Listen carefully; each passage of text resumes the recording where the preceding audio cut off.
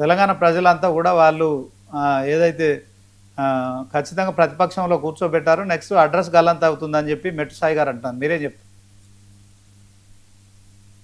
ముందుగా మీకు ప్యానల్లో ఉన్న వారికి, మీ 99 టీవీ ప్రేక్షకులకు నమస్తే. ఇప్పుడు ఎవరు శకం మూసింది, ఏం జరుగుతుంది అనేది తెలంగాణ ప్రజలు గమనిస్తున్నారు. మీలాంటి మీడియా సంస్థలు కూడా గమనిస్తున్నాయి. ఎందుకంటే భారతదేశం చరిత్రలో ఇంత తొందరలో ప్రజా వ్యతిరేకంగా నడుస్తున్న ప్రభుత్వం అంటే ఈ రోజు తెలంగాణ రాష్ట్రంలో నడుస్తున్నటువంటి కాంగ్రెస్ ప్రభుత్వం. గతంలో కేసీఆర్ గారు అనేక సంక్షేమ పథకాలు తీసుకొచ్చి 60 ఏళ్ల తెలంగాణ రాష్ట్ర ప్రజల కలను సాకారం చేసి తెలంగాణ రాష్ట్రం సాధించిన తర్వాత ఆ రాష్ట్రానికి తొలి ముఖ్యమంత్రిగా 10 సంవత్సరాలు పరిపాలన చేసి ఈ భారతదేశంలో నెంబర్ 1 గా తీసుకొచ్చిన రాష్ట్రాన్ని ఈ రోజు రేవంత్ రెడ్డి గారు ఎక్కడ దగ్గర తీసుకుపోయిండో ఒకసారి తెలంగాణ ప్రజలకు తెలుసు. అనేక కళ్ళబొల్లి మాటలు చెప్పి అబద్ధపు హామీలు ఇచ్చి గద్దెనెక్కించిన తర్వాత ప్రజలను విస్మరించి, రైతులను విస్మరించి, అనేక సబ్బండ వర్గాలను విస్మరించి ప్రజా వ్యతిరేకత మూట కట్టుకున్న ప్రభుత్వం ఈ రోజు రాష్ట్రంలో నడుస్తున్న రేవంత్ రెడ్డి గారి ప్రభుత్వం. ఈ రోజు వాళ్ళు గొప్ప చెప్తున్నాం, మళ్ళీ మేమేముంటాం, మా 101-1-7 మళ్ళా మా ప్రభుత్వమే వస్తాయంటే, సరే ఒకసారి ప్రజల వద్దకు పోయి ప్రజలలో మీకు ఎంత చిత్తశుద్ధి ఉన్నదో మీరిచ్చిన హామీలు నిలబెట్టుకోండి. అప్పుడు మిమ్మల్ని ప్రజలు నమ్మే పరిస్థితిలో ఉన్నారు. మీరు రైతులకు 10,000 ఇస్తా, 15,000 ఇస్తా అన్నారు. 10,000 ఉన్న 10,000 ఇయ్యనుకుంటే చేశారు. ఆడబిడ్డ, పేదింటి ఆడబిడ్డ పెళ్లి చేసుకుంటే కేసీఆర్ ₹1,00,000 ఇస్తా అన్నాడు. మేము తులం బంగారం పెడతా అన్నారు.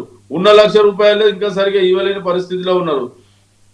అనేక సంక్షేమం ₹2,500 మహాలక్ష్మికి ఇస్తా అన్నారు. విద్యార్థులకు స్కూటీలు ఇస్తా అన్నారు. ఏవి ఇవ్వలేకుండా ప్రజా వ్యతిరేకత మూట కట్టుకొని వాళ్ళు ఏమన్నా ఉన్నది అని అంటే బీజేపీ తోటి వాళ్ళ ఇద్దరికి అనుబంధం కొనసాగుకుంటూ బీజేపీలో నేను చెప్తున్నా, బీజేపీలో కూడా ఎక్కడ ఉందని ఐక్యత.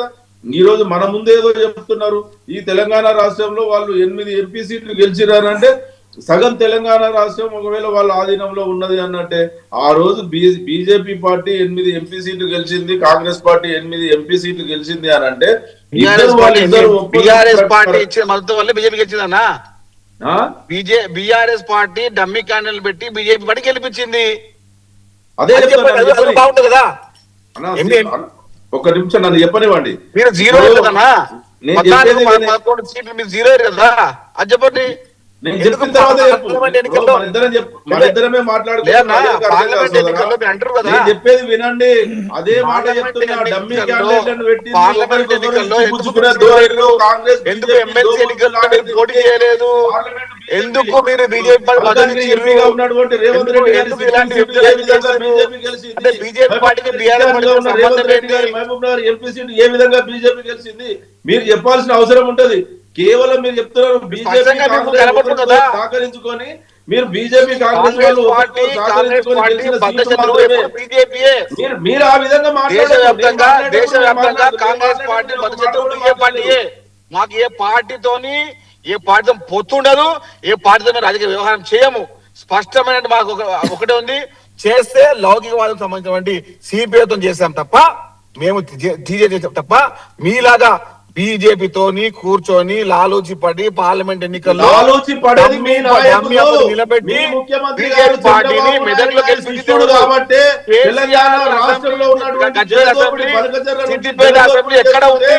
మెదక్ పార్లమెంట్ వస్తుంది. బీఆర్ఎస్ పార్టీ కాదా?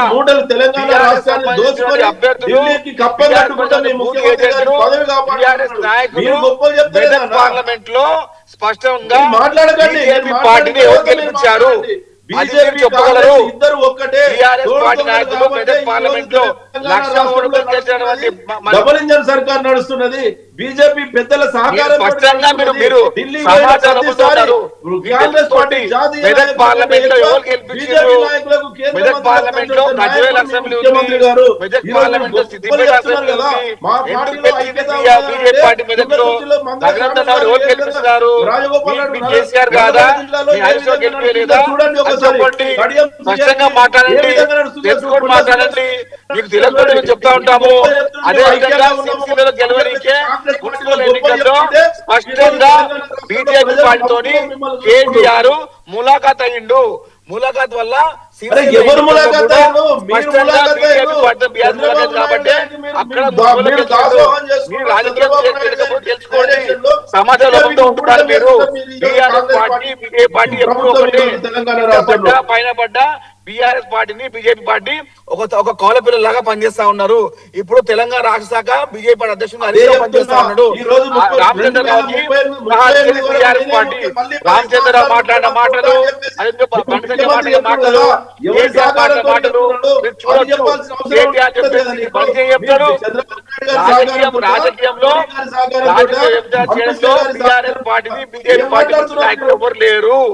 తెలంగాణ రాష్ట్రంలో ఎక్కలేని విధంగా ఖానాపూర్ మున్సిపల్ ఎన్నికలు కానివ్వండి, చాలా మున్సిపల్ ఎన్నికలు, సిరిసిల్ల ఎన్నికలు కానివ్వండి, 10 దగ్గర బీజేపీ పార్టీ బీఆర్ఎస్ పార్టీ ములాఖాత్ అయ్యి మున్సిపల్ చైర్మన్లుగా, మున్సిపల్ వైస్ చైర్మన్లుగా ఇప్పుడు కూడా ఉన్నారు.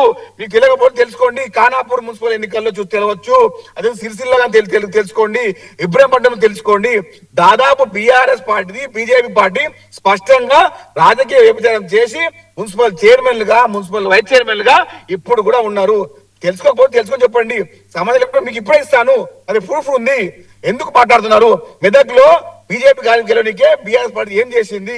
సిరిసిల్ల గెలవనికే ఎందుకు ములాఖాత్, ఎందుకు బండి సంజయ్ తోని కేటీఆర్, ఎందుకు బీజేపీ పార్టీ గెలిచింది? అది మీరు చెప్పండి. మీ నాయకత్వమే కదా, మీ పార్టీ అధ్యక్షుడు కేసీఆర్ కదా గజ్వేల్.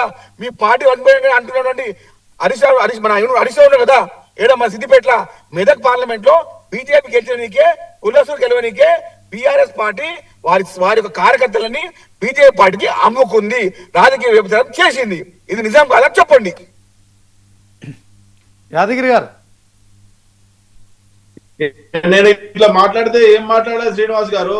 మీరు మాట్లాడితే నాతోటన్నా మాట్లాడించండి, లేకపోతే ఆయనతోటన్నా మాట్లాడించండి. ఓకే, మీరు అర్థం కావాలి, మీకు అర్థం